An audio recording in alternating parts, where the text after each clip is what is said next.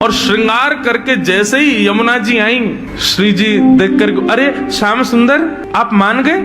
यमुना जी बोली, हम श्याम सुंदर नहीं है, हम यमुना जी हैं। अरे आप तो बिल्कुल श्याम सुंदर जैसी लग रही हो, आपकी महक भी बिल्कुल श्याम सुंदर, बोली भी श्याम सुंदर, चाल ढाल सब श्याम सुंदर। बोले यार, श्याम सुंदर ने अपने रूप पे, अपनी वाणी पे, अपने कटाक्ष नेत्रन से पूरी गोपीन को कष्ट दे रखो, या श्याम सुंदर को यही के रूप से कष्ट दूंगी मैं। आप यहीं बैठी रही हो राधा रानी, मैं अभी जाऊं।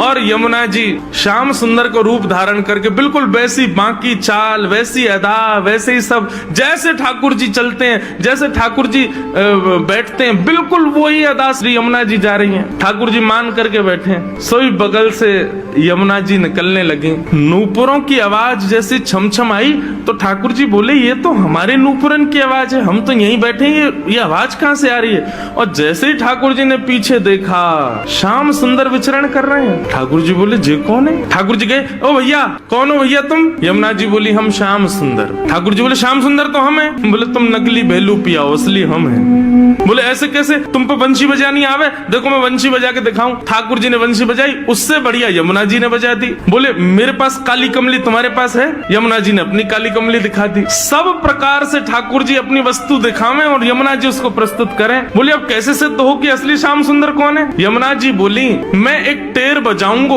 यदि मेरी टेर सुन के राधा रानी बगल में आके खड़ी है गई तो समझो वही असली श्याम सुंदर, जाके बगल में किशोरी जी आके खड़ी हूँ।